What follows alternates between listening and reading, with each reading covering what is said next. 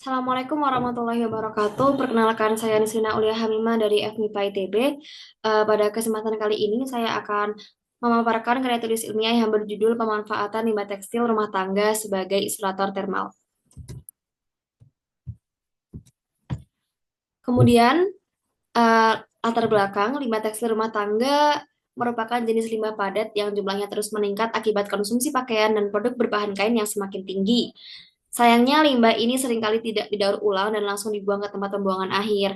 Padahal berdasarkan berbagai literatur, tekstil bekas memiliki struktur serat yang bersifat poros dan mampu menjebak udara, sehingga berpotensi digunakan sebagai bahan isolator termal yang ramah lingkungan.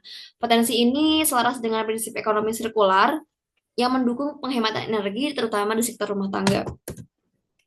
Kemudian berangkat dari rumusan masalah tersebut, kemudian berangkat dari latar belakang tersebut, dirumuskan dua rumusan masalah. Yang pertama yaitu bagaimana cara memanfaatkan limbah tekstil rumah tangga sebagai isolator termal. Yang kedua, bagaimana efektivitas dalam pengaplikasiannya. Kemudian tujuan dari penelitian ini yang pertama yaitu menentukan metode pemanfaatan limbah tekstil sebagai isolator. Yang kedua, mengidentifikasi faktor-faktor yang memengaruhi efektivitas isolator.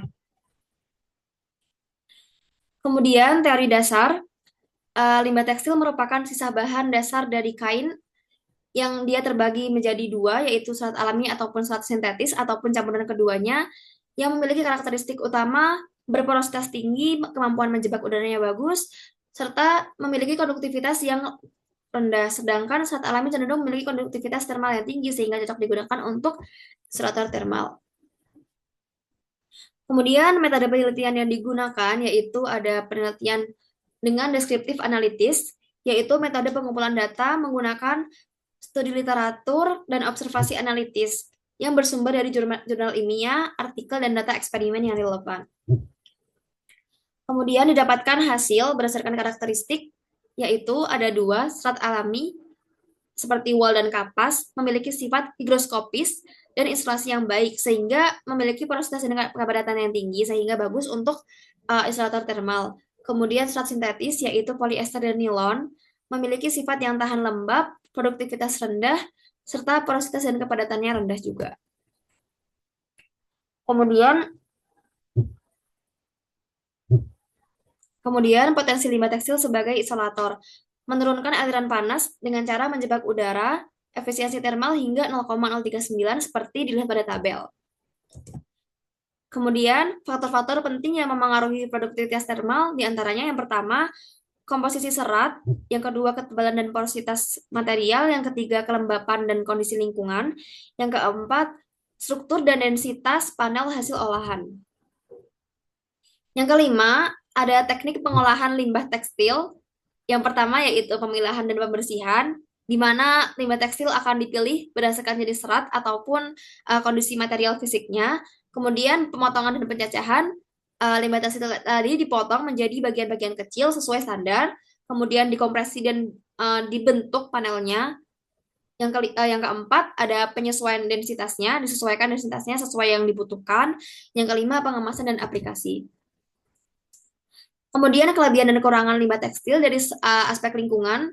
Dari segi aspek lingkungan, kelebihannya ramah lingkungan, sedangkan kekurangannya kurang dikenal oleh masyarakat karena memang kurang dikenal dan belum ada pemilahan tersendiri terkait limbah tekstil ini. Dari segi ekonomi, biaya produksinya lebih rendah, namun membutuhkan teknologi lanjutan yang lumayan advance dan lumayan maintenance gitu.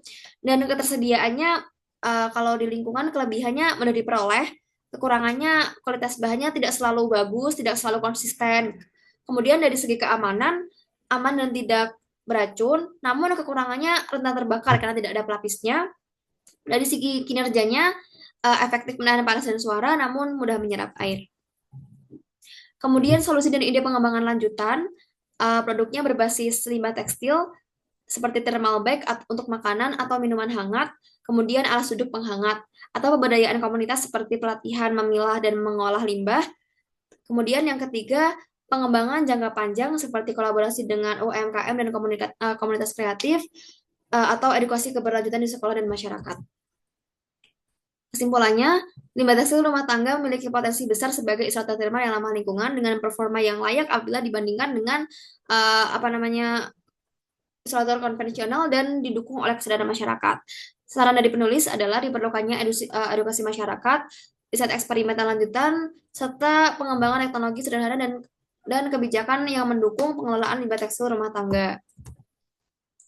Sekian, terima kasih dari saya. Mohon maaf apabila banyak kesalahan, banyak salah kata dan salah ucap, dan ada kesalahan dalam penulisan penulisan penulisan dan lainnya. Terima kasih. Wassalamualaikum warahmatullahi wabarakatuh.